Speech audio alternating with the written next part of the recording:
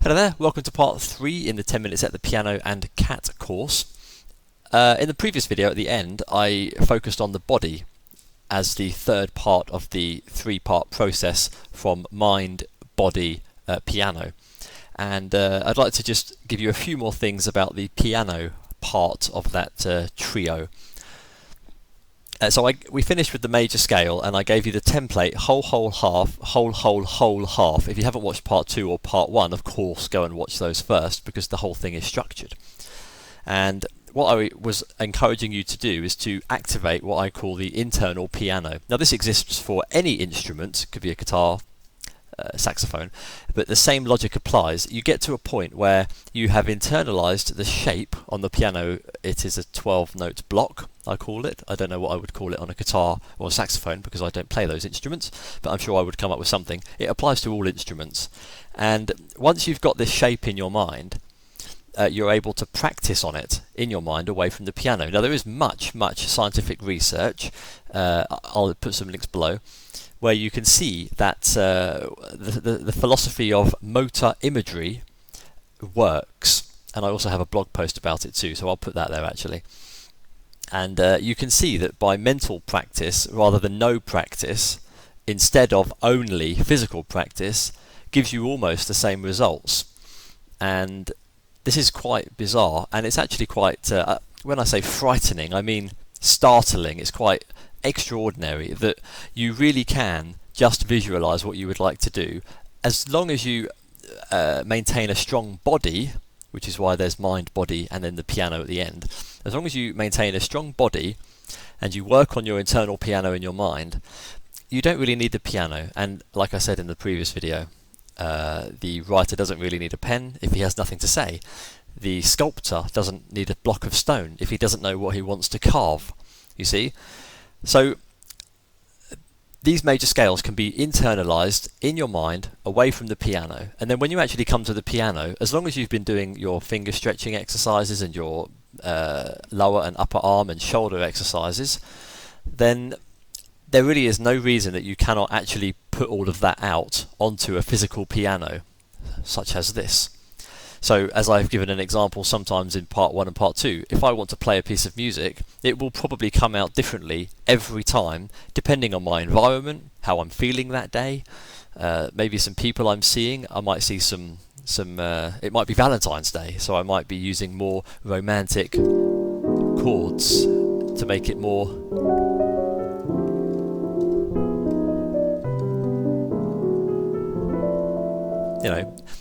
instead of using a more kind of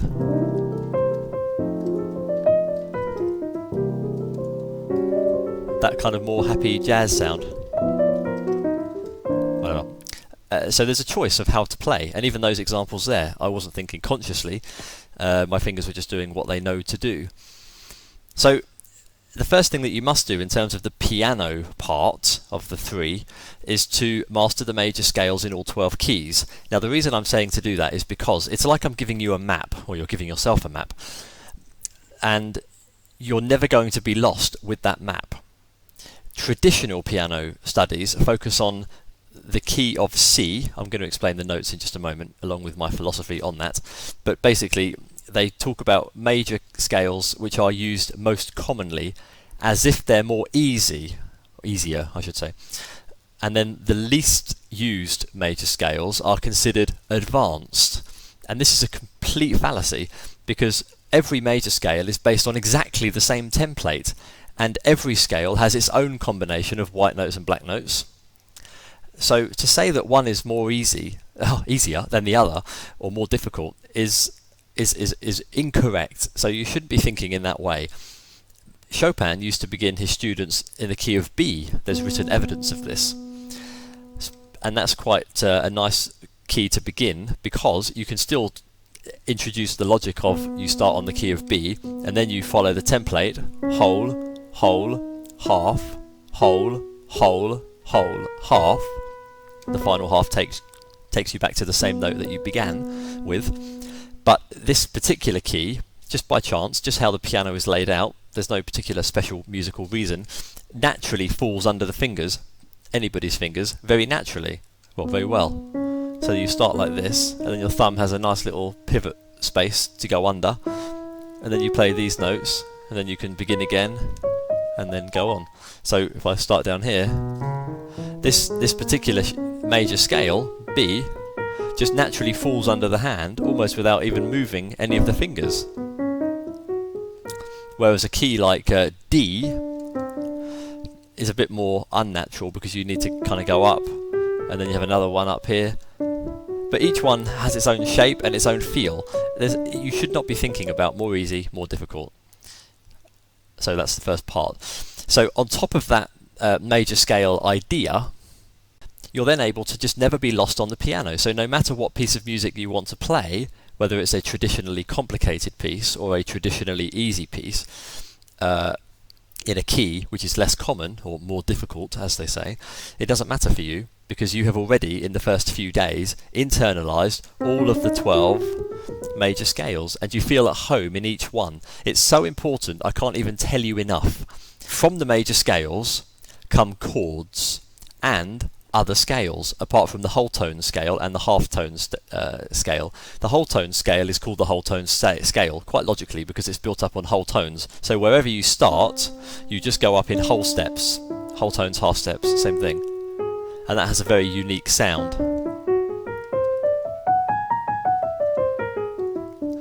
And then the half step or half tone scale is also known as the chromatic scale, and that simply means every single note, up and down the piano.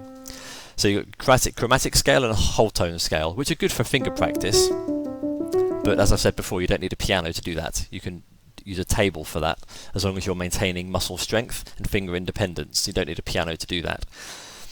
With this map that you have of all 12 keys, you're never going to be lost. You'll be able to play in any key, all 12. You'll be able to find and name chords very quickly and very easily, and you'll also be able to, if necessary, transpose a piece of music, which means play it in a different key. So if I learn a particular chord sequence, but for example, and I'll go into chords in another part, but basically, if I want to play chord number 1 from C, and then I want to play chord 4, and then chord 5, and then play them in a kind of 1, 2, 3, 4, 1, 2, like this, 3, 4, that kind of sound. I could then do that because I would use numbers instead of letters.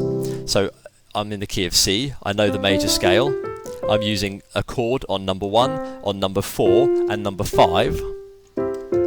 I can now do that in all 12 keys, and so can you, just because I know the major scales. So let me take this note here, for example. I know its major scale, completely at home in that key. It doesn't matter what it's called. And then I can play the same chord from chord 1. Then I go up a 4th, and play it here, go up to the 5th, here, and then I get the same sound wherever I am on the piano, just because I know the major scale. We can do it from any other key. We can do it from this one, up to 5, down to 4, and back to 1. So, although it looks like I'm playing just a random combination of notes, I'm actually only looking in that one major scale, which has 7 notes. I'm never lost. I know which notes are not in that scale immediately.